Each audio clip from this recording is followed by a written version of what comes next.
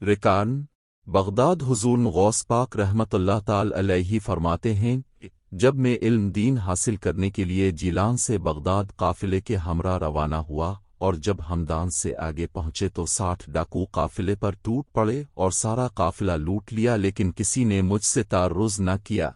एक डाकू मेरे पास आकर पूछने लगा, ए लड़के, तुम्हारे पास भी कुछ है? मैंने जवाब में कहा, हाँ। डाकू ने कहा, क्या है? मैंने कहा, 40 दीनार। उसने पूछा, कहाँ हैं? मैंने कहा, गुदड़ी के नीचे। डाकू इस रास्तगोई को मजाक तसव्वुर करता हुआ चला गया। इसके बाद दूसरा डाकू आया और उसने भी इसी तरह के सवालात किए और मैंने यही जवाबात इसको भी दिए और वो भी इसी तरह मजाक समझते हुए चलता बना। जब सब डाकू अपने सरदार के पास जमा हुए तो उन्होंने अपने सरदार को मेरे बारे में बताया तो मुझे वहां बुला लिया गया। वो माल की तकसीम करने में मसरूफ थे। डाकुओं का सरदार मुझसे मुखातिब हुआ, तुम्हारे पास क्या है? मैंने कहा, 40 दीनार हैं। डाकुओं के सरदार ने डाकुओं को हुक्म देते हुए कहा, इसकी तलाशी लो। तलाशी लेने पर जब सच्चाई का इजहार हुआ तो उसने ताज्जुब से सवाल किया कि तुम्हें सच बोलने पर किस चीज ने आमादा किया? मैंने कहा, वालिदा माजिदा की नसीहत ने। सरदार बोला, वो नसीहत किया है? मैंने कहा, मेरी वालिदा मोहतरमा ने मुझे हमेशा सच बोलने की तलकीन फरमाई थी और मैंने उनसे वदा किया था कि सच बोलूंगा। तो डाकुओं का सरदार रोकर कहने लगा, ये बच्चा अपनी माँ से किए हुए वदा से मुनहरिफ नहीं हुआ और मैं ने सारी उम्र अपने रब अज़्ज़ वजल से किए हुए वदा के खिलाफ गुजार दी है। इसी वक्त वो उन 60 डाकुओं समेत मेरे हाथ पर ताइब हुआ और काफिला का लूटा हुआ माल वापस कर दिया। सैयदना गौस आज़म रहमतुल्लाह ताल अलैहि मदीना मुनव्वरा से हाज़री देकर नंगे पांव बगदाद शरीफ की तरफ आ रहे थे कि रास्ता में एक चोर खड़ा किसी मुसाफिर का इंतजार कर रहा था कि इसको लूट ले। आप रहमतुल्लाह ताल अलैहि जब उसके करीब पहुंचे तो पूछा, तुम कौन हो? उसने जवाब दिया कि देहाती हूं। मगर आप रहमतुल्लाह ताला अलैहि ने कश्फ के जरिए इसकी मसीयत और बदकिरदारी को लिखा हुआ देख लिया और इस चूर के दिल में ख्याल आया, शायद ये गौस आज़म रहमतुल्लाह ताला अलैहि अब रहमतुल्लाह ताला अलैहि को इसके दिल में पैदा होने वाले ख्याल का इल्म हो गया। तो अब रहमतुल्लाह ताला अलैहि ने फरमाया, मैं अब्दुल कादिर हूँ। तो वो चूर सुनते ही फौरन अब रहमतुल्लाह ताला अलैहि के मुबारक कदमों पर गिर पड़ा और उसकी ज़बान पर इस्सअदना अब्द अलक़ अदनन शअलिफ लिल्लान, यानी ये मेरे सरदार अब्दुल कादिर मेरे हाल पर रहम फरमाइए कि जारी हो गया। आपको उसकी हालत पर रहम आ गया और उसकी इस्लाह के लिए बारगाह इलाही अज़्ज़ वजल में मुतवज्जे हुए तो गैब से निदा आई, ए गौस आज़म, इस चूर को सीधा रास्ता दिखा दो और हिदायत की तरफ रहनुमाई फरमाते हुए इसे कुत्ब बना दो। चुनांचे आपकी निगाह फैज़ रसां से वो कुतबियत के दर्जा पर फाइज हो गया। हुजूर सैयदना गौस आज़म रहमतुल्लाह ताला अलैहि क़सीदा गौसिया शरीफ में फरमाते हैं, बिलाद अल्लाह मुल्की तहत हिक्मी, यानी अल्लाह अज़्ज़ वजल के तमाम शहर मेरे तहत तसर्रुफ़ और ज़ेर हुकूमत हैं। हज़रत अब्दुल मुल्क ज़ियाल रहमतुल्लाह ताला अलैहि बयान करते हैं कि मैं एक रात हुजूर परानूर गौस पाक रहमतुल्लाह ताला अलैहि के मदरसे में खड़ा था। अब रहमतुल्लाह ताला अलैहि अंदर से एक असा दस्त अक़दस में लिए हुए तशरीफ़ फरमा हुए मेरे दिल में ख्याल आया कि काश हुजूर अपने इस असा से कोई करामत दिखलाएं। उधर मेरे दिल में ये ख्याल गुजरा और उधर हुजूर ने असा को ज़मीन पर गाड़ दिया तो वो असा मसल चराग के रोशन हो गया और बहुत देर तक रोशन रहा। फिर हुजूर परानूर ने इसे उखेड़ लिया तो वो असा जैसा था वैसा ही हो गया। इसके बाद हुजूर ने फरमाया, बस ए ज़ियाल, तुम यही चाहते थे।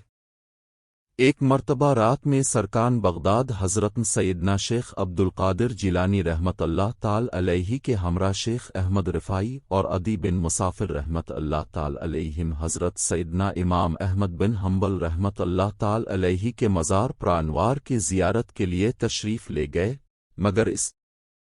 मगर इस वक्त अंधेरा बहुत ज़्यादा था। हज़रत गौस आज़म रहमतुल्लाह ताला अलैहि उनके आगे आगे थे।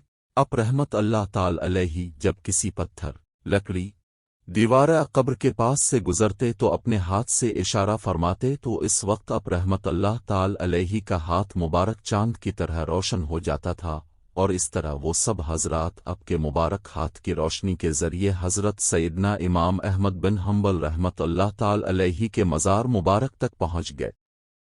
हुजूर गौस पाक सैयदना शेख अब्दुल कादिर जिलानी रहमत अल्लाह ताल अलैहि की बारगाह में एक जवान हाजिर हुआ और अब रहमत अल्लाह ताल अलैहि से अर्ज करने लगा कि मेरे वालिद का इंतकाल हो गया है। मैंने आज रात उनको ख्वाब में देखा है। उन्होंने मुझे बताया कि वो अजाब कब्र में मुब्तला हैं। उन्होंने मुझसे कहा है कि हज़रत सैयदना शेख अब्दुल कादिर जिलानी रहमत अल्लाह ताल अलैहि की बारगाह में जाओ और मेरे लिए उनसे दुआ का कहो। अब रहमत अल्लाह ताल अलैहि ने इस नौजवान से फरमाया, क्या वो मेरे मदरसा के करीब से गुजरा था? नौजवान ने कहा, जी हाँ। फिर आप रहमत अल्लाह ताल अलैहि ने खामोशी इख्तियार फरमाई।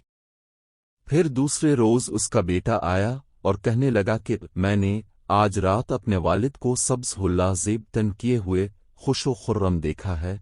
उन्होंने मुझसे कहा है कि मैं अजाब कब्र से महफूज हो गया हूँ और जो लिबास तो देख रहा है वो हज़रत सैयदना शेख अब्दुल कादिर जिलानी कुदुस सिरा अल नूरानी की बरकत से मुझे पहुँचाया गया है। पसे मेरे बेटे, तुम उनकी बारगाह में हाज़री को लाजिम कर लो। फिर हज़रत शेख मुही अल-दीन अब्दुल कादिर जिलानी कुदुस सिरा अल नूरानी ने फरमाया, मेरे रब अज़्ज़ा वजल ने मुझसे वदा फरमाया है कि मैं इस मुसलमान के अज़ाम में तख़फ़ीफ़ करूँगा जिसका गुज़र तुम्हारे मदरसा पर होगा।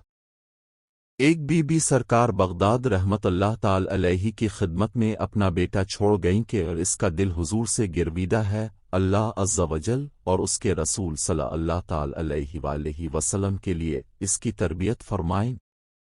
अपने अलिफ से कबूल फरमाकर मुजाहिदे पर लगा दिया और एक रोज़ उनकी माँ आए, देखा लड़का भूख और शब बेदारी से बहुत कमज़ोर और जर्द रंग हो गया है और इसे जौ की रोटी खाते देखा। जब बारगाह अक़दस में हाजिर हुई तो देखा कि अब रहमत अल्लाह ताल अलैहि के सामने एक बर्तन में मुर्गी की हड्डियां रखी हैं जिसे हुजूर रहमत अल्लाह ताल अलैहि ने तनावुल फरमाया था।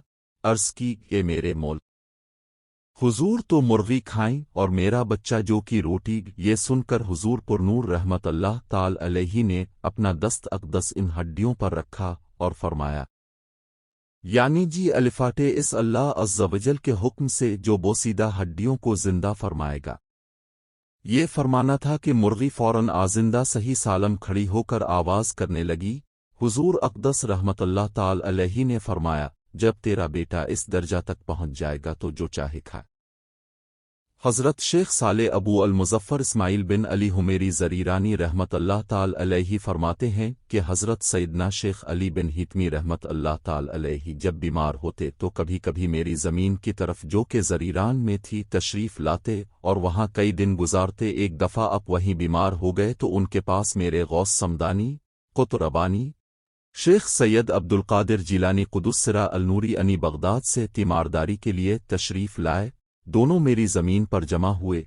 इसमें 2 खजूर के दरख्त थे जो 4 बरस से खुश्क थे और उन्हें फल नहीं लगता था। हम ने इनको काट देने का इरादा किया तो हज़रत सैयदना शेख अब्दुल कादिर जिलानी कुदुस सिरा अल नूरानी खड़े हुए और उनमें से एक के नीचे वज़ू किया और दूसरे के नीचे 2 नफल अदा किए तो वो सब्ज़ हो गए और उनके पत्ते निकल आए और इसी हफ्ता में उनका फल आ गया। हालांकि वो खजूरों के फल का वक्त नहीं था। मैंने अपनी ज़मीन से कुछ खजूरें लेकर अब रहमत अल्लाह ताल अलैहि की खिदमत में हाजिर कर दे, अपने इसमें से खाएं और मुझसे कहा, अल्लाह अज़्ज़ा वजल तेरी ज़मीन, तेरे दिरहम, तेरे सा और तेरे दूध में बरकत दे। हज़रत शेख इस्माइल बिन अली रहमत अल्लाह ताल अलैहि फरमाते हैं कि मेरी ज़मीन में इस साल की मिक़दार से 2 से 4 गन्ना पैदा होना शुरू हुआ। अब मेरा ये हाल है कि जब मैं 1 दिरहम खर्च करता हूँ तो इससे मेरे पास 2 से 3 गन्ना आ जाता है और जब मैं गंदुम की 100 बोरी किसी मकान में रखता हूँ फिर इसमें से 50 बोरी खर्च कर डालता हूँ और बाकी को देखता हूँ तो 100 बोरी मौजूद होती है। मेरे मवेशी इस कदर बच्चे जन्नती हैं कि मैं उनका शुमार भूल जाता हूँ। और ये हालत हज़रत सैयदना शेख अब्दुल कादिर जिलानी कुदुस सिरा अल नूरानी की बरकत से अब तक बाकी है। حضرت ابو عبداللہ محمد بن ابو العباس موصلی رحمت اللہ تعالی علیہ اپنے والد سے نقل کرتے ہیں کہ انہوں نے فرمایا کہ ہم ایک رات اپنے شیخ عبد القادر جیلانی غوث سمدانی قطب ربانی قدس سرا النورانی کے مدرسہ بغداد میں تھے۔ اس وقت اب رحمت اللہ تعالی علیہ کی خدمت میں بادشاہ المستنجد باللہ ابوال مظفر یوسف حاضر ہوا۔ اس نے اب رحمت اللہ تعالی علیہ کو سلام کیا اور نصیحت کا خواستگار ہوا اور آپ کی خدمت میں 10 تھیلیاں پیش کیں جو 10 غلام اٹھائے ہوئے تھے۔ اپنے فرمایا میں ان کی حاجت نہیں رکھتا اور قبول کرنے سے انکار فرما دیا۔ اس نے بڑی عاجزی کی۔ تب اب رحمت اللہ تعالی علیہ نے ایک تھیلی اپنے دائیں ہاتھ میں پکڑی اور دوسری تھیلی بائیں ہاتھ میں پکڑی اور دونوں تھیلیوں کو ہاتھ سے دبا کر نچوڑا کہ وہ دونوں تھیلیاں خون ہے کر بہہ گئیں۔ اپنے فرمایا اے ابوال مظفر، کیا تمہیں اللہ عز و جل کا خوف نہیں کہ لوگوں کا خون لیتے ہو اور میرے سامنے لاتے ہو؟ وہ آپ کی یہ بات سن کر حیرانی کے عالم میں بے ہوش ہو گیا۔ پھر حضرت سیدنا حضور غوث پاک رحمت اللہ تعالی علیہ نے فرمایا اللہ عز و جل کی قسم، اگر اس کے حضور نبی پاک صاحب لولاک سیاح افلاق صلی اللہ تعالی علیہ وآلہ وسلم سے رشتے کا لحاظ نہ ہوتا تو میں خون کو اس طرح چھوڑتا کہ اس کے مکان تک پہنچتا۔ راوی کا قول ہے کہ میں نے خلیفہ کو ایک دن حضرت سیدنا محی الدین شیخ عبد القادر جیلانی قطب ربانی رحمت اللہ تعالی علیہ کی خدمت میں دیکھا کہ عرض کر رہا ہے کہ حضور میں اب سے کوئی کرامت دیکھنا چاہتا ہوں تاکہ میرا دل اطمینان پائے۔ آپ رحمت اللہ تعالی علیہ نے فرمایا تم کیا چاہتے ہو؟ اس نے کہا میں غیب سے سیب چاہتا ہوں، اور پورے عراق میں اس وقت سیب نہیں ہوتے تھے۔ اب رحمت اللہ تعالی علیہ نے ہوا میں ہاتھ بڑھایا تو 2 سیب اب رحمت اللہ تعالی علیہ کے ہاتھ میں تھے۔ اب رحمت اللہ تعالی علیہ نے ان میں سے ایک اس کو دیا۔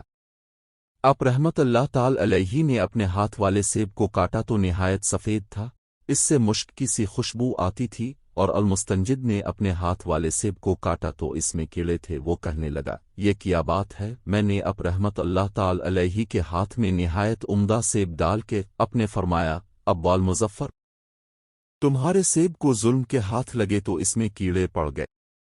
حضرت شیخ برگزیدہ ابو الحسن قرشی فرماتے ہیں کہ تمہیں اور شیخ ابو الحسن علی بن ہیتی حضرت سیدنا شیخ محی الدین عبد القادر جیلانی رحمت اللہ تعالی علیہ کی خدمت میں ان کے مدرسہ میں موجود تھے، تو ان کے پاس ابو غالب فضل اللہ بن اسماعیل بغدادی ازجی سوداگر حاضر ہوا۔ وہ اب رحمت اللہ تعالی علیہ سے عرض کرنے لگا کہ اے میرے سردار، آپ رحمت اللہ تعالی علیہ کے جد امجد حضور پر نور شافع یوم النشور احمد مجتب حضرت محمد مصطفی صلی اللہ تعالی علیہ وآلہ وسلم کا فرمان ذیشان ہے، جو شخص دعوت میں بلایا جائے اس کو دعوت قبول کرنی چاہے۔ میں حاضر ہوا ہوں کہ آپ رحمت اللہ تعالی علیہ میرے گھر دعوت پر تشریف لائیں۔ آپ رحمت اللہ تعالی علیہ نے فرمایا اگر مجھے اجازت ملی تو میں آؤں گا۔ پھر کچھ دیر بعد اپنے مراقبہ کر کے فرمایا ہاں آؤں گا۔ پھر اب رحمت اللہ تعالی علیہ اپنے خچر پر سوار ہوئے۔ شیخ علی نے اب کی دائیں رکاب پکڑی اور میں نے بائیں رکاب تھامی، اور جب اس کے گھر میں ہم آئے دیکھا تو اس میں بغداد کے مشائخ، علماء اور معززین جمع ہیں۔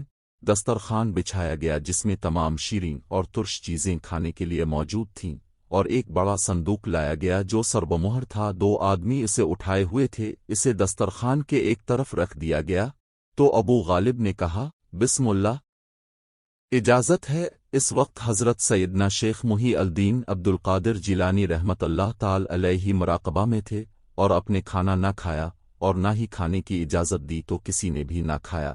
اب کی ہیبت کے سبب مجلس والوں کا حال ایسا تھا کہ گویا ان کے سروں پر پرندے بیٹھے ہیں۔